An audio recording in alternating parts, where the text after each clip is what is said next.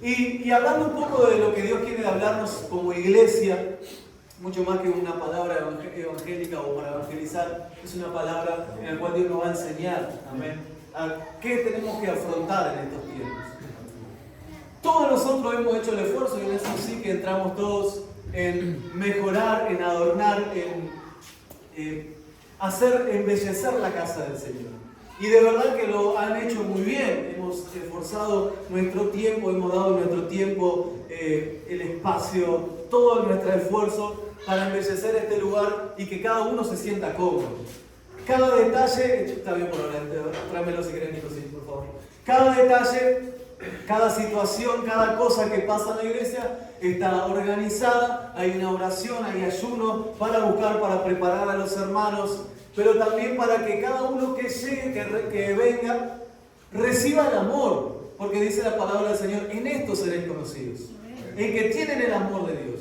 Podemos predicar bonito, podemos hablar muy lindo, podemos aprendernos la Biblia de principio a fin, podemos lucir bien, podemos vestirnos bien, podemos abrazar bien, podemos ser atentos, pero si el amor de Dios no está en nosotros, de nada sirve, dice la palabra. Seríamos como címbalos que retienen nada más, solamente un ruido. Pero cuando el amor de Dios está en nosotros, entonces somos conocidos. Hay algo diferente. Y de verdad eso nos enaltece, nos deja contentos saber de que cada persona que viene dice, yo siento algo diferente, yo siento la presencia de Dios. Desde que nos reciben, desde que entramos, desde cada cosa que hay en la iglesia, veo el amor que le han puesto a eso. Todos hemos percibido esa temporada, ese tiempo en nuestras vidas. Los regalos, las Biblias, los aplausos, los felicitamos a los que regresan, a los que vienen por primera vez, los abrazamos, le damos una atención especial. Todo eso es para que nos podamos sentir cómodos, para que las personas sientan de que este es su hogar, esta es su casa, que podemos estar aquí, que no importa lo que tú hayas hecho, una vez que aceptamos al Señor en nuestro corazón, una vez que nos entregamos a Él, una vez que fuimos bautizados, una vez que cumplimos los pasos, Dios nos perdona. Aunque los pasos son unos cuantos, desde el primer momento que nosotros reconocemos a Dios como nuestro Salvador, Él se hace nuestro Rey, nuestro Salvador, perdona nuestros pecados y va transformando nuestra vida hasta lo que dijimos una vez, que somos su obra maestra, ¿verdad? Que trabaja en nosotros. Y todo lo que nosotros hacemos, decíamos, nos hace sentir cómodos. Los bancos, las sillas, los lugares como están acomodados, los hermanos ensayando, todo está preparado para adorar a Dios, obviamente, el culto es para Él, pero también para que podamos sentirnos cómodos y reconfortables en esta que es nuestra casa. Pero que todo lo que hagamos sea para su gloria. Pero también tenemos que entender algo, que hay otro proceso en la iglesia en el cual debemos prestar atención, saber conocer, porque es una de las temporadas que nosotros tenemos que vivir en la iglesia, como hijos de Dios, como iglesia. Apartados del cuerpo no lo vamos a vivir, pero en el cuerpo lo vamos a vivir. Y si tú no lo viviste, abróchate el cinturón porque va a venir el tiempo. Entonces decíamos, nos sentimos cómodos, intentamos hacerlo. Esforzamos todo nuestro esfuerzo, nuestros pensamientos, las oraciones, sobre todo a los que regresan, a los que vienen, oramos por todos, pero escribimos a los que vienen por primera vez un día antes, le avisamos, lo alentamos, oramos por ellos. Pero también hay otro proceso, después venimos a la iglesia y hay diferentes tipos de palabras. Dios nos enseña, nos exhorta, Él da la palabra rema, como le llaman. Hay diferentes tipos de palabras, así como también hay diferentes estados en nuestra vida que debemos de aprenderlo, diferentes situaciones. Y todo lo que nosotros hacemos es para la comodidad, reitero, la gloria de Dios, y también para que nosotros podamos estar cómodos en la iglesia. Pero luego Dios se encarga de incomodarnos. Y eso es lo que la iglesia de hoy, en este tiempo, como decimos nosotros, de las personas de cristal, no ha entendido. Que siempre hay un tiempo en que Dios quiere incomodarnos, que no quiere tenernos tranquilitos en la iglesia, y que la iglesia, como decíamos en el culto anterior, es un lugar incómodo para la carne, no es un lugar cómodo. ¿Cuántas veces he sufrido en el banco? Sufrido mucho. Mi cuerpo, mi carne se escondía porque Dios revelaba, aunque el pastor quizás no lo sabía, Dios revelaba a través de la palabra mis errores, mis conflictos, mis faltas, mi ego. Y entonces la palabra me atacaba mi carne, mi alma se alegraba, quería más, tenía sed de Dios, como decía el salmista, tengo sed de Dios, mi alma brama como lo hacen los ciervos en el desierto, pero el cuerpo, la carne se siente incómodo. Muchos cultos me ha pasado, una cantidad aún, usted dice, no, pero como el papá también es pastor, debe sentirse, lo debe arreglar ante de casa, no, sentía aún más que la palabra era más directa porque mi papá sabía todo o la mayoría de las cosas que yo vivía. Pero sentía esa incomodidad. Eso de decir, ¿será que vengo el próximo culto? Y algunos hasta sienten, yo no sé ni por qué estoy acá, porque vengo a la iglesia y parece que vengo a que me den. Al final siento que vengo a la iglesia para que me den. Y en estos tiempos, en esa temporada que nosotros todos como cristianos debemos vivir, es donde se logra la mayor fuga de personas. Pero hoy no les voy a hablar de la fuga de miembros de la iglesia, sino de la fuga de santidad. Hoy ustedes dicen, el pastor va a decir, ¿por qué se va a la gente de la iglesia? Ustedes saben que yo fui, como decía Pablo, de los pecadores, los peores, porque yo también me he ido, y a veces nos vamos por buenas razones y otras veces no. Pero hoy quiero hablarles de la fuga que se da en la santidad. Cuando la iglesia vive esa temporada, y se le ha preguntado muchas veces al Señor, hay una fuga de personas que se van porque no entienden el tiempo que están viviendo, pero también hay una incomodidad en el banco del miembro, pero también en la oficina del pastor. En el banco del miembro está la incomodidad de decir, pero el pastor sabe que estoy viviendo esto, ¿por qué habla de esto? Y en la oficina del pastor, cada vez que agarra su pluma o su lapicera, yo no tengo pluma, tengo lapicera, pero queda lindo sin pluma. Cada vez que agarra su lapicera y Dios lo empieza a inspirar, por lo menos así funciona conmigo, Dios me inspira con su Espíritu Santo cuando empiezo a escribir, y empiezo a detener muchas veces la lapicera. Me ha pasado muchas veces de empezar a escribir y decir, Señor, no sé si esto es lo que yo pueda decir el día de hoy o el día de mañana. No sé si esto es lo que yo tengo que preparar en la semana. Y muchas veces me vienen en la semana, Dios me dice, hoy vamos a hablar en la semana de este tema. Y yo digo, Señor, pero si yo hablo de este tema es demasiado directo, es demasiado abierto, es demasiado fácil de entender. Y me caracterizo por hablar lo más común posible como Jesús lo hacía. Pablo también le dijo, yo no vengo con palabras de extrema sabiduría, vengo con el Evangelio, con el poder de Dios, vengo con las demostraciones del poder de Dios, para que me entiendan todos. Pero también entender algo, que hay esos pensamientos. Y por mucho tiempo yo lo viví. Sobre todo porque cuando yo no era pastor, era muy opinólogo del pastor. Pero yo iba a la casa de mi padre y decía, vos no podés decir esto, vos no podés hacer esto. Vos mirá, no te estás dando cuenta. Y siempre recuerdo hasta el día de hoy la cara de mi padre haciendo esto. Y bueno, hay que orar. Yo le decía, ¿qué me quiere decir con eso?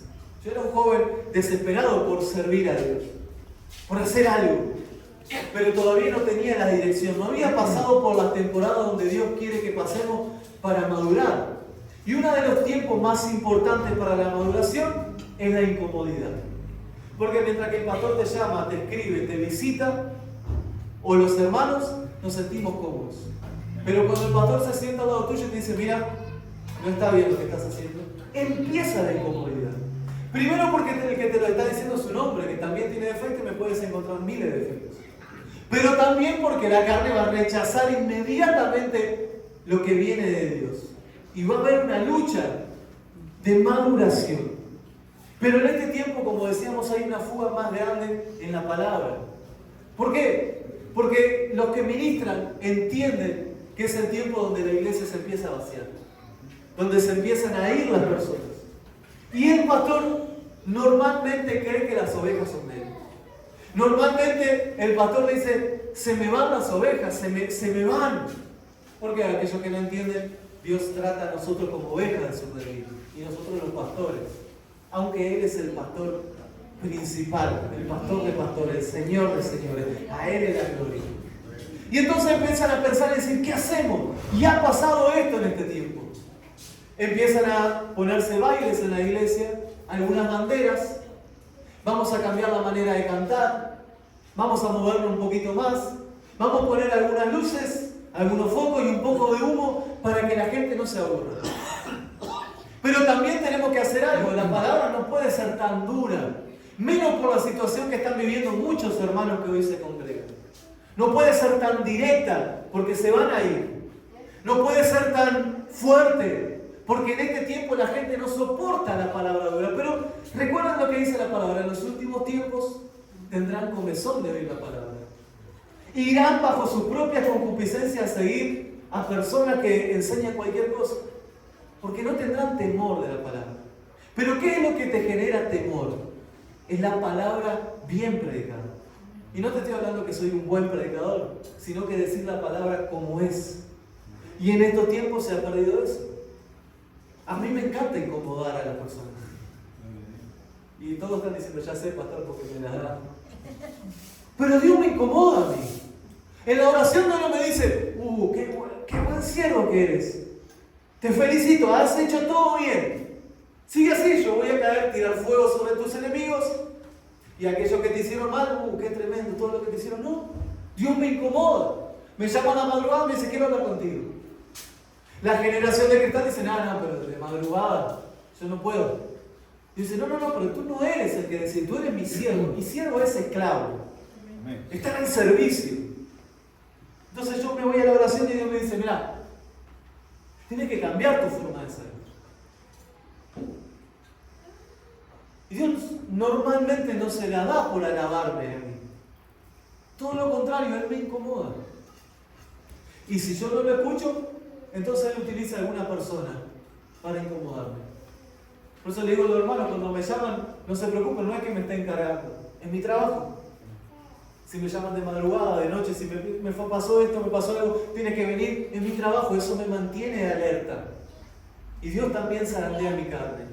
¿Cuántas veces Dios me probó en medio del invierno, al ladito de la estufa, y alguien llama, pastor, pasó algo, tiene que venir? Y con mi esposa, bueno, niños, quédense que vamos a la visita. Dios incomodándome. Pero en estos tiempos se ha tratado de no incomodar a las personas. Es más, cuando la palabra incomoda, genera que las personas digan, esto no debe ser de parte de Dios. Esto el pastor lo preparó para mí. Bueno, si fuera así, sería demasiado importante para el pastor, pero en realidad quiero decirte que hay una persona a la cual tú eres sumamente importante. Eres la línea de sus ojos. Eres la persona por la cual Él ha derramado toda su sangre, su vida. Él se hizo pecado para que tú y yo estemos hoy aquí. Y ese que te ama tanto de Dios y está interesado en incomodar tu carne para hallar en tu espíritu un adorador. Por eso la palabra dice, y en los últimos tiempos, y en estos tiempos, el Padre está buscando verdaderos adoradores, que le adoren en espíritu y en verdad. La verdad es la que nos hace libres. ¿Recuerdan? Conoceréis la verdad y esta la hará libre. ¿Quién es la verdad? Jesús dijo, yo soy la verdad, el camino y la vida. El que no viene a mí no tiene acceso al Padre, no es ni por el costado, ni por arriba, ni por el medio, es a través de mí. Es a través de lo que yo soy. Nosotros tenemos redención con el Padre. Por cuanto todos hemos pecado, dice la palabra, y han sido destituidos de la gloria de Dios. Entonces la manera de nosotros de entrar a Jesús no es con nuestros cánticos, nuestros llantos, no es con nuestro decir, a mí mira todo lo que me hace, sino que la manera de entrar a Cristo, a Dios, es a través de Jesús. Como hablamos el otro día, moldearnos en el cuerpo de Cristo. Que nos derritamos nosotros, que muramos nosotros para que Él viva en nosotros. Entonces tenemos que conocer cómo predicaba Jesús. Cosa que hoy en estos tiempos no se habla. En estos tiempos se habla de declaración de fe. Si estás en un momento mal, declara y se termina. Declara bendición, declara que los cielos son abiertos, declara que vas a entrar al infierno y vas a sacar las cosas que Dios te robó, pero no siempre pasa así. Y Dios nunca predicó así. Jesús nunca se encargó de decirle, si tú declaras vas a tenerlo todo. Jesús nunca dijo, ¿sabes qué? Te voy a cuidar, te voy a poner una burbuja, nada te va a pasar, no vas a tener problemas, vas a tener una familia ni discusiones.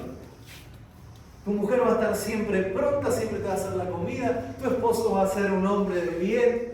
No. Jesús lo que prometió dijo, yo voy a estar con ustedes. Todos los días. Y no tengan miedo, porque a pesar de las circunstancias, yo he vencido al mundo. En el mundo dice, no le irá todo bien, dice, en el mundo tendrán miles de aflicciones. No lo digo, en el mundo van a tener un problemita, en el mundo tendrán miles de aflicciones, pero confiad en mí, yo he vencido al mundo, dice el Señor. La confianza en Jesús. El problema es, ¿en quién estamos confiando? Si conocemos de verdad a Jesús. No podemos a veces explicar, queremos predicarle a alguien, si ¿quién es Jesús para ti? Y Jesús es el que me provee, Jesús es el que está conmigo cuando estoy llorando, Jesús es el que golpea la puerta hasta el final. No. Jesús es el Rey de Reyes y Señor de Señores, el dueño del universo y de todo lo que hay. Por Él fueron hechas las cosas y para Él. Y sin Él nada de lo que hay existiera. Él es el Señor de señores. Al que ustedes vieron en película, cuando le predicamos, al que tú viste en película, en la cruz, el que estaba sangrando, el que estaba ahí, era resucitado. Y cuando vuelva dice que va a decir en sus muslos, Rey de Reyes y Señor de Señores. Pero hay algo más, sus túnicas están manchadas de sangre y esta vez no va a ser con su sangre, sino que dice, Él pisará la ira del furor de la gloria del Señor. Él es el Rey de Reyes. Conocer a Dios no es conocer a un hombre en una cruz. Conocer a Jesús no es alguien que nosotros llevamos. Conocer a Jesús no es alguien que nosotros moldeamos y que nosotros decimos, Señor, ayúdame, Señor, ven acá. Y Él corre atrás de nosotros. No. El que conoce a Jesús sabe algo. Me volví un siervo de Dios. Dios no corre atrás de mí a sanar mis pasos. Nosotros debemos correr atrás de Él. Nosotros debemos seguir sus huellas. Pero el mundo hoy en día, y lamentablemente muchas iglesias, o lugares llamados iglesias, corren para que Dios los siga. Proclama, declara, sé feliz, canta, salta. Si estás triste, salta. Si estás en guerra, danza. Pero Dios nunca dijo eso. El que esté triste, ore, dice. ¿Quién va a danzar en el río cuando está triste? El que esté triste, ore. Y el que esté contento, cante alabanza. Pero nos falta conocer cuáles eran las prédicas de Dios. Pastor, a mí me encantaría estar cuando Jesús estaba predicando. Y a mí también. Pero ¿de verdad aceptaríamos lo que Jesús nos está diciendo? ¿De verdad aplaudiríamos? ¿O seríamos uno de los que aplaudimos cuando Él entró? Y los mismos que le dijeron suelte a Barrabás y mata a Jesús. ¿De verdad entendemos cuáles son las prédicas de Jesús? ¿Cuáles eran las enseñanzas que Jesús le dejaba a su pueblo? Ok, vayamos a leerlas juntos. Mateo capítulo 5. Busquen su Biblia ahí, donde la tengan, tómense su tiempo para leerla juntos. Primer Evangelio, Mateo capítulo 5, versículo 1 en adelante. Cuando lo tengan, pongan su dedo ahí, marquen la Biblia, apoye ahí. Subraye lo que tenga que subrayar, no tenga miedo de subrayar la Biblia, márquela, es su espada, es su Biblia, tiene que tener sus rasgos, tiene que tener sus guerras, sus batallas, sus marcas, los versículos que le gustan. No se preocupen, Dios no se va a enojar porque marque la Biblia. ¿Lo tenemos? Mateo capítulo 5, versículo 1 en adelante. Bendito sea el nombre del Señor. Antes de empezar a leer, ¿ya lo encontraron? Antes de empezar a leer la palabra, quiero ponerlo en contexto porque no saquemos un texto para hacer un pretexto de todo.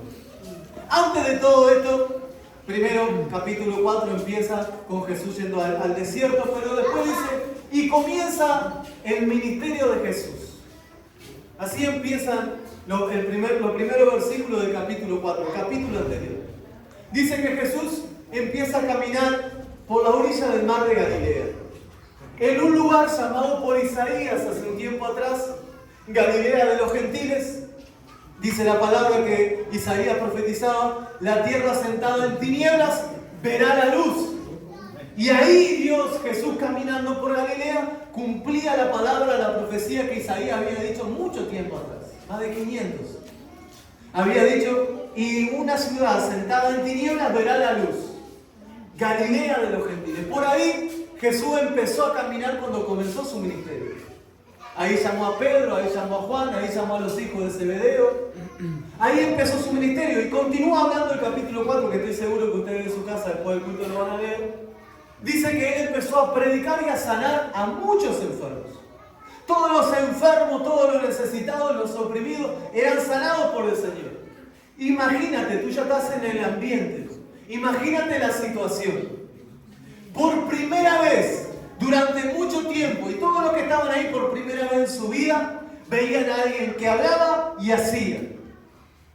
Podían ver a alguien que lo que hablaba pasaba. Podían ver a alguien que se paseaba por lugares donde los judíos nunca se pasearían. Lugares inhóspitos, lugares donde la gente judía, el pueblo, que era el pueblo de Dios, no quería pasar. Recuerden que los judíos y los gentiles no se juntaban, no se podían ni acercar. Entonces dice que Jesús empieza a caminar por Galilea de los gentiles. Y ahí llama a los pecadores, y una de las palabras que le dice es: arrepentíos, porque el reino de Dios se ha acercado. Entonces la primera prédica del Señor, la primera proclamación: arrepentíos en su ministerio, porque el reino de Dios se ha acercado. Luego le dice a Pedro, ¿te recuerdan? Yo te haré pescador de hombres, igual que a los hijos de Zebedeo. Pero luego de todo eso, dice que la multitud lo empezó a seguir. Escucha bien, imagínate la situación. Piensa conmigo. Tienes que leer la palabra y también meditar en ella. No la lees como un libro, solamente es la palabra de Dios. Entonces imagínate la multitud, enfermos sanados, cualquier enfermedad, lepra, enfermedades que eran imposibles de sanar, eran sanados en el momento. No tenían que gritar, ni hacer ruido, ni correr para allá, ni correr para acá, ni largar la muleta. No, Jesús los tocaba o le decía: eres sano, y sanaba. No necesitaba hacer algo, no precisaba humo ni nada. Era Jesús. Ahí estaba él. Y la multitud lo empezó a seguir. Tanto así que cruzaron al otro lado del río Galilea y llegaron hasta Judea. Hasta que Jesús vio que había una multitud y sus discípulos, por ahora algunos de ellos, sentados alrededor de él. Y empieza la primera y maravillosa prédica de nuestro Señor Jesucristo. ¿Vamos a leerla juntos? Dice así la palabra del Señor. Viendo la multitud, esto es lo que le venía expresando, subió al monte y sentándose, ¿te imaginas ese momento? Dios con nosotros, Él estaba ahí sentándose. Dice, vinieron a Él sus discípulos y abriendo su boca les enseñaba diciendo: bienaventurados los pobres de espíritu, porque de ellos es el reino de los cielos. Y algunos decían: amén, gloria a Dios. Seguimos. Bienaventurados los que lloran, porque ellos recibirán consolación. Bienaventurados los mansos, porque ellos recibirán la tierra por heredad. Bienaventurados los que tienen hambre y sed de justicia, porque ellos serán saciados. Bienaventurados los misericordiosos, porque ellos alcanzarán misericordia. Bienaventurados los de limpio corazón, porque ellos verán a Dios. Bienaventurados los pacificadores, porque ellos serán llamados hijos de Dios. Hasta ahí. Vamos a seguir ahora después. Imagínate, si tú leíste conmigo lo que había ahí. Yo normalmente me equivoco en mis imaginaciones, pero me hacen muy bien.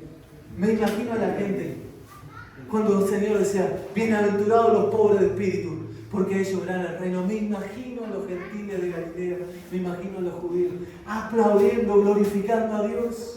Bienaventurado me tocó a mí. En mi tiempo, en mi momento, por fin alguien que me va a defender, por fin alguien que va a poner la cara por mí. Y sigue diciendo Jesús: bienaventurados los que lloran, porque ellos recibirán consolación. Me imagino a las mamás llorando a sus hijos, me imagino a hermanos llorando, me imagino abrazándose diciendo: por fin recibiremos la consolación, por fin llegó el momento. Me imagino a la gente todo diciendo: silencio, que el maestro está hablando, algo más va a decir. Y Jesús continúa diciendo: bienaventurados los que tienen hambre y sed de justicia, porque ellos serán saciados. Yo ahí me imaginé a uno apoyando a otro y diciendo: ¿viste? Me lo vas a pagar. Yo me imaginé a otro diciendo, la mujer diciendo a la esposa: ¿viste? ¿Viste lo que está diciendo el maestro del Mesías? Él me va a defender. Y ahora vas a ver. Seguimos. Bienaventurados los misericordiosos, porque ellos alcanzarán misericordia. Bienaventurados los de limpio corazón, porque ellos verán a Dios. Y bienaventurados los pacificadores, porque ellos serán llamados hijos de Dios. Me imagino los carteles: yo soy pacificador, yo soy misericordioso. Los escribas, los fariseos, ahí dicen: no, pero yo he orado tantas veces, pero yo perdoné tanto. Pero yo dicen: Señor, aquí estoy, Señor, por favor, quiero ser uno de esos bienaventurados. Y me imagino la gente mirando como ahora hoy ustedes están mirando.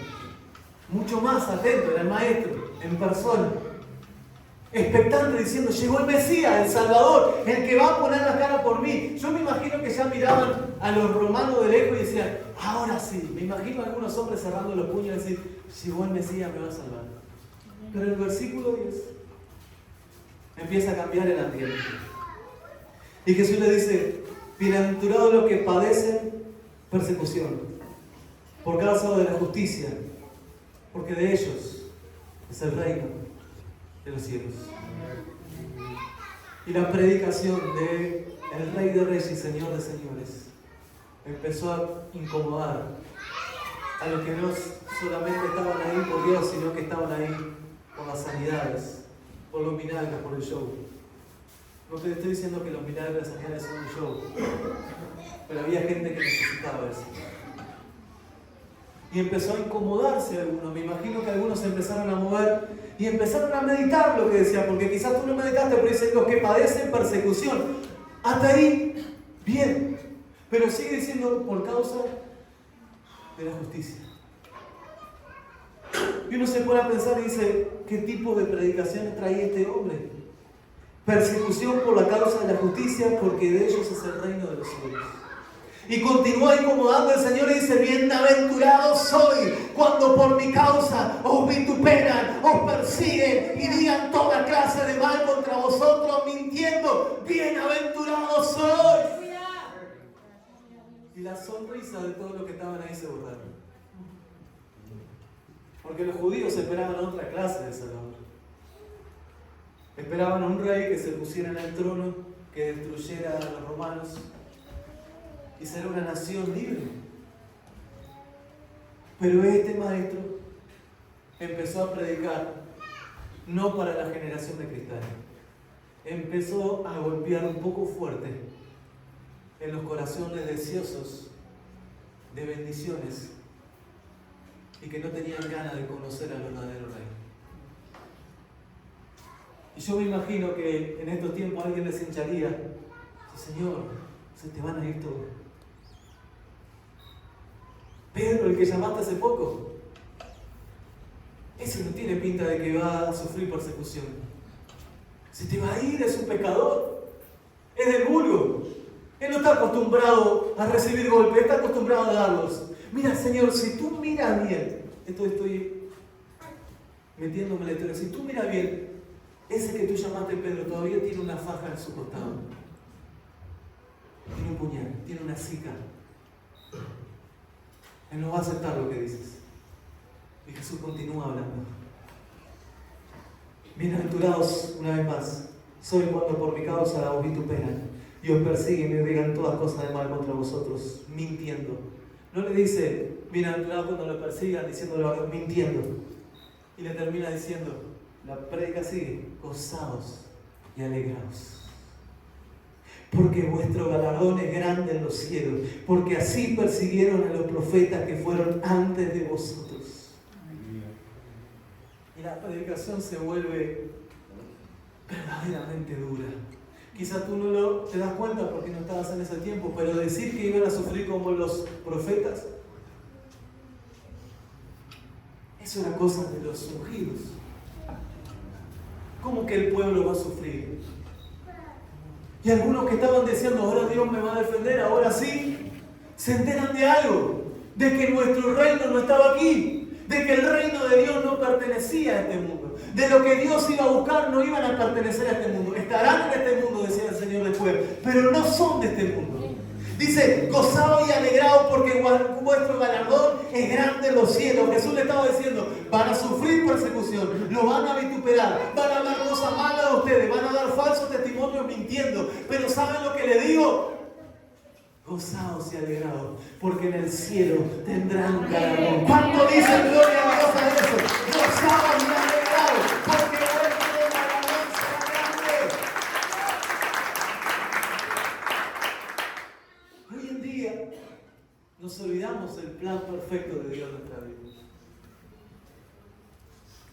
viene hablando hace muchas semanas sobre esto, un par de meses, de desprenderlo del mundo. Y yo mientras ayer fue el temporal, venía recordado lo que le habían hecho ustedes. Quizá venga el tiempo donde vamos a perder nuestras pertenencias. Y donde muchos vamos a ser probados. Esperemos que no sea así, no estoy diciendo nada, esperemos que no sea así. Pero quizás sí, para ver dónde está nuestro corazón. Y Jesús primero viene diciendo, bienaventurado, bienaventurado. Y ella dice, ahora será, ahora voy a recibir dinero, voy a tener casa, autos nuevos, como dicen ahora, voy a tener todo un trabajo excelente, el patrón va a ser tremendo. Y Dios dice, toda esa bienaventuranza que yo les di, esos 9 versículos atrás, son para que ustedes la disfruten en el reino de los cielos. Porque ahora van a ser perseguidos, vituperados, van a decir falsos testimonios sobre ustedes, van a ser atacados. Y sigue hablando después y dice, sus propias familias, yo voy a poner al padre contra la madre, contra el hijo. Y ustedes van a tener que demostrar dónde está vuestro corazón. Yo sé que no es muy auspiciante esta palabra. Yo sé que no pondríamos en la puerta en un día de convención o de evangelización, mira que vas a sufrir. Algunos ponen para de sufrir. Pero en realidad Jesús no dijo eso. Jesús dijo, gozaos y alegraos. Porque van a sufrir un poco. Pero de aquí en más, su victoria está asegurada. Y tú dices, pastor, este evangelio a mí no me agrada. El problema es que cuando los predicadores se amoldan a los pensamientos, empieza a ver lo que yo llamé una humana evangelización. El hombre diluyendo el evangelio para que nadie se altere, para que nadie se vaya, para que nadie se enoje, para que nadie se lastime. Pero sin embargo Jesús empezó en su primera prédica. ¿Estamos aquí? Amén. No le voy a leer todo porque le veo que están un poco distraídos. Empieza a decir, vosotros sois la sal de este mundo. Vosotros sois la luz. Nadie enciende un candelabro y lo pone debajo de una mesa. Sigue diciendo, Jesús habla de la ley, habla de la ira, del adulterio, habla del divorcio, habla de los falsos juramentos, habla del amor hacia los enemigos, habla de dar la limosna. Todo eso en la prédica habla de la oración, del ayuno, de los tesoros en el cielo, de la lámpara que es nuestro cuerpo, de la riqueza, del afán, de la ansiedad, del juzgar a los demás, de la oración y la regla de oro, de decirle nunca los conocí, de las puertas estrechas, por su fruto los conoceréis. La prédica de Dios se empieza a poner un poco dura. Y empieza a decir, miren que la puerta es estrecha. Aquí hay una gran multitud, pero la puerta es estrecha. Ancho es el camino de la perdición, pero estrecha la puerta. Y después Jesús dijo, ustedes vinieron aquí a buscar lo mismo que la ley decía, ojo por ojo, diente por diente. Yo le vengo a decir que si le dan un golpe, ponga la otra mejilla. Y algunos dicen, Dios en el Antiguo Testamento parecía más duro. Es que no conocen a Jesús. No conocen a su predica, no leen. Porque Jesús le dijo, habrán escuchado que decían, maldecir a los que te maldicen y bendecir a los que te bendicen. Mas yo ahora digo, bendecir a los que te bendicen y bendecir a los que te maldicen. Habrás escuchado, dice el Señor, que el que se meta con la mujer ajena estará en pecado, es digno de muerte. Mas ahora yo les digo que si aún mirando a otra mujer con deseo, ya está pecando en su cuerpo. Y yo les digo, mejor que arranquen un ojo y entrar al cielo con un ojo menos, que con los dos se pierdan en el infierno. Una prédica bastante dura. Ah, pero pastor, todo Dios nos conoce, Él nos ama. Tampoco. Jesús le dijo, ustedes creen que yo he venido a quitar la ley. Pero yo no vine a quitar la ley, yo vine a cumplirla, dice. Y esa prédica de las bienaventuranzas es la prédica más dura que un pastor nunca dijo. a una multitud. Es que Jesús sabía algo, que si no les decía la verdad, primero que Él no podría mentir, pero que si no les decía la verdad, seguirían siendo esclavos del mundo. Y Jesús sabe que los predicadores tienen que decir la verdad, aunque por un poco de tiempo algunos se vayan y vuelvan, porque si no le decimos la verdad, estaremos esclavizando a una iglesia. Y es lindo recibir esa palabra de rema, esa palabra de aliento. Pero me niego rotundamente a humanizar el Evangelio. Me niego a decir lo que todos quieren escuchar. Y acepto el reto de que todos digan, va a ver que hoy el pastor va a hablar de esto, lo acepto. Pero no porque me falte amor, sino por el temor a Dios. Y porque tú y yo un día tenemos que estar en esas bodas. Porque el tiempo se agota, porque el tiempo se desploma y la iglesia está jugando a pedir cosas de este mundo. La iglesia está jugando con cántico, con baile, con danza. Vamos a bailar porque los jóvenes se van. ¿Qué hacemos para que la gente venga? ¿Cómo hacemos para evangelizar? Y vamos a poner unas luces de color afuera, vamos a poner humo y cuando yo predique que salga humo. Y Jesús dijo, y estaban todos reunidos orando. Y el Espíritu Santo hacía venir a los salvos a la iglesia. Y eso es lo que pasa aquí. No es obra del pastor, es obra de una iglesia orando y un Dios fiel. Y el Espíritu enviado a aquellos que han de ser salvos. Orando la iglesia, creyendo la iglesia, confiando en la iglesia y hacer nuestro trabajo, ir a visitar a los enfermos, a los necesitados, a los sedientos, no olvidarse de los pobres, pero predicar el Evangelio a toda criatura, ir a las cárceles, ir a los hospitales, ir a todo lugar, pero por favor, a decirle la verdad. Hace 2 días me mandaron un video de un pastor que parece que va a quedar preso por hablar en contra de la LGTB o el movimiento LGTB.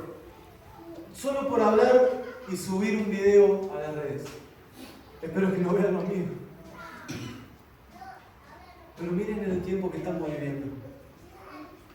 Quieren ponerlo en bozal a la iglesia. Y voy a usar el mensaje que una vez dijo Belén que me quedó ahí en la reunión de jóvenes grabado en el corazón. A Pablo y Silas le habían puesto cadenas en sus brazos, en sus pies, pero no le habían tapado la boca. Y fue el error más grande que cometieron. Porque Pablo y Silas empezaron a adorar.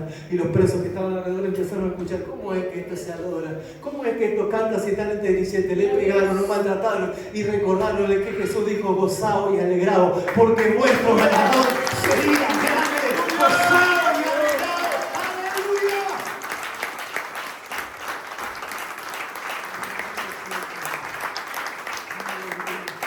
¿Por qué la iglesia del Señor está contenta, está alegre? No, porque no pasa por nada. No, la iglesia del Señor pasa por dificultades. Pero Él sabe, la iglesia sabe cuál es la recompensa. Mi recompensa, tu recompensa. Pastor, entonces no oro por las cosas que están pasando. Sí. Pero buscar las cosas del reino de los cielos y todo lo demás vendrá por añadidura. Yo le agradezco al Señor por las cosas que me da, por el hogar, por todo. Obviamente por mi familia hermosa que me da. Pero algo le digo al Señor: Señor, tú sabes, pero quiero recordármelo a mí mismo orando en voz alta. Todo esto no lo podría haber conseguido yo. La paz que hay en mi casa, tu presencia en mi hogar, fue por lo que tú hiciste en la cruz.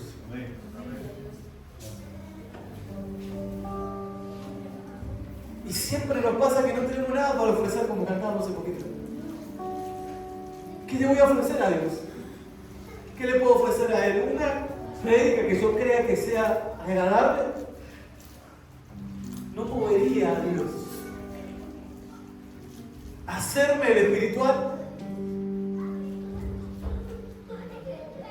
decirle a Dios todas mis verdades, pero he encontrado algo que moviliza a Dios, algo que sensibiliza a Dios. Es cuando un adorador habla con Él.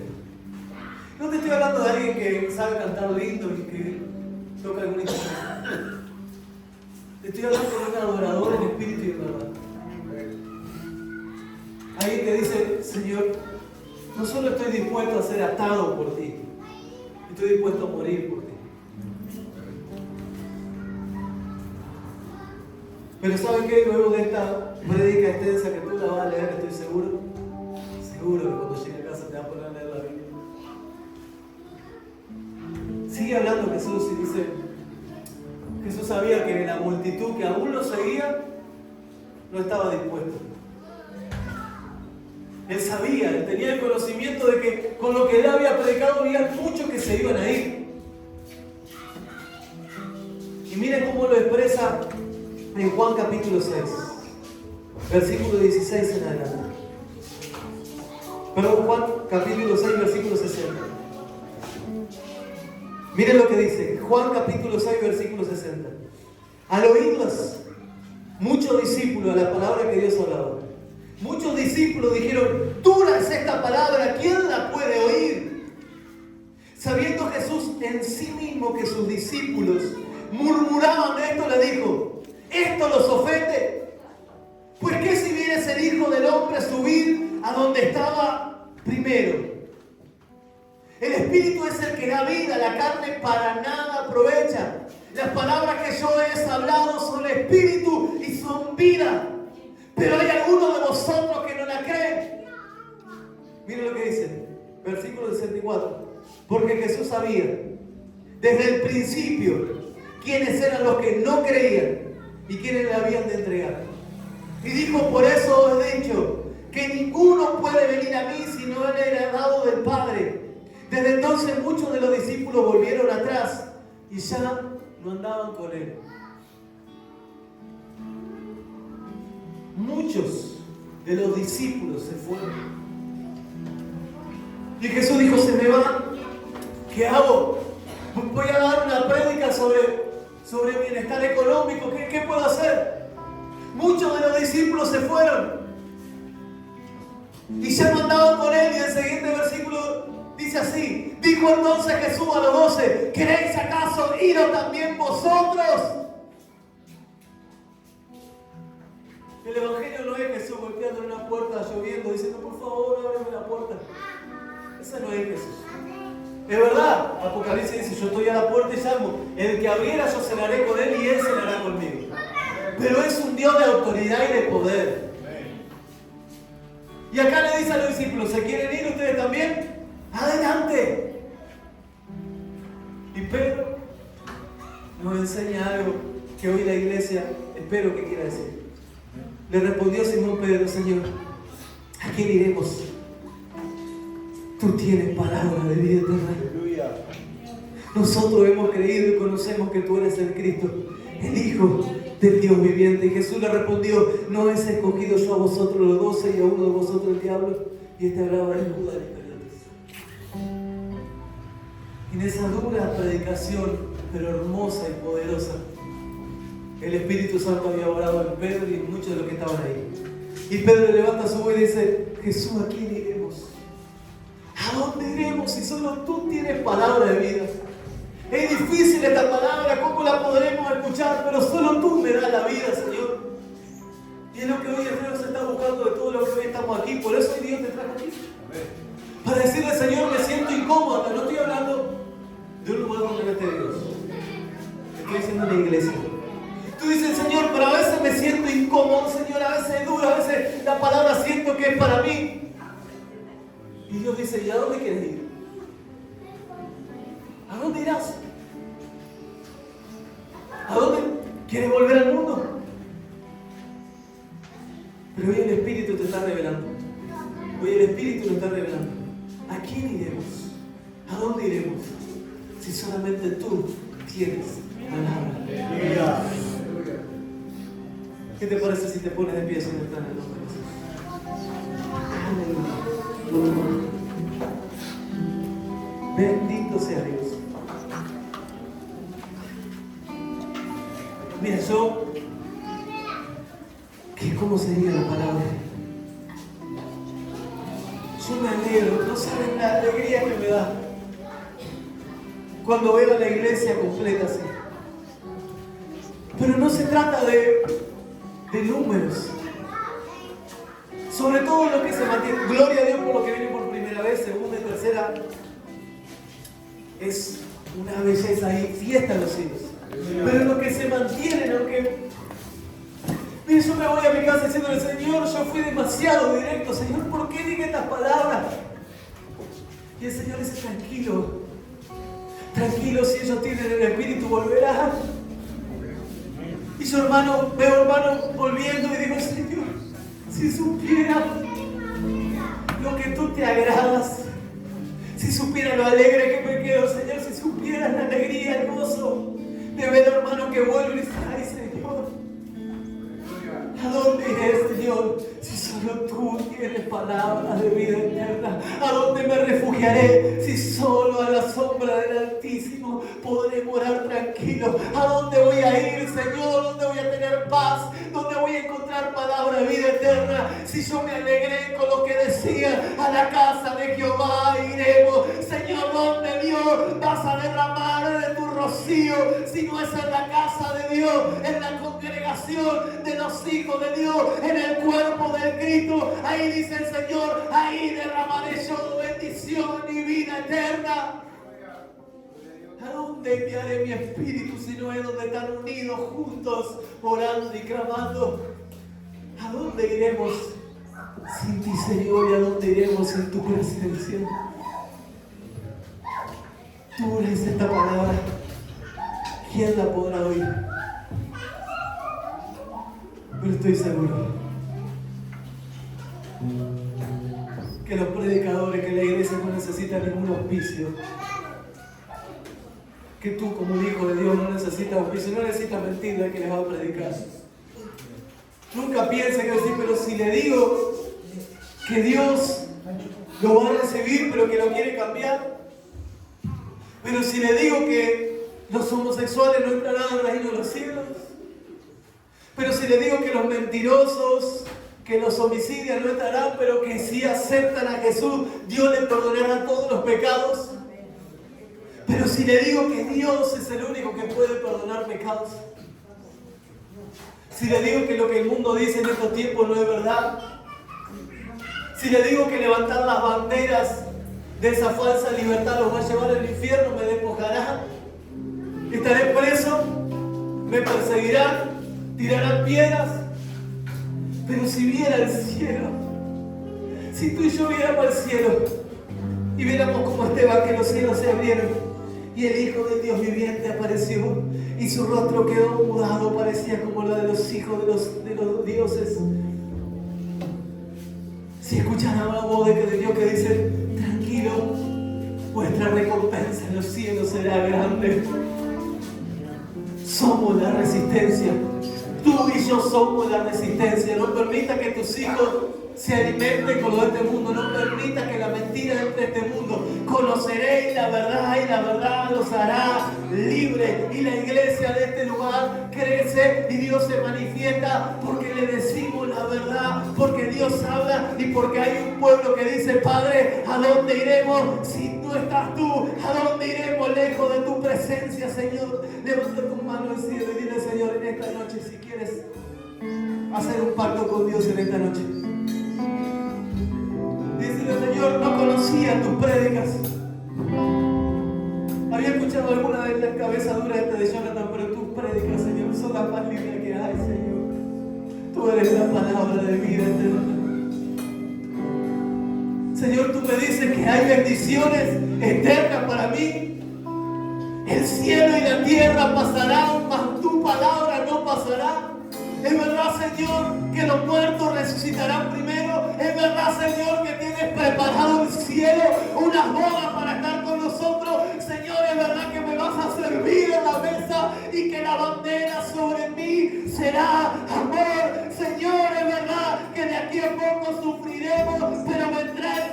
tiempo de tu visitación, el ver más, Señor,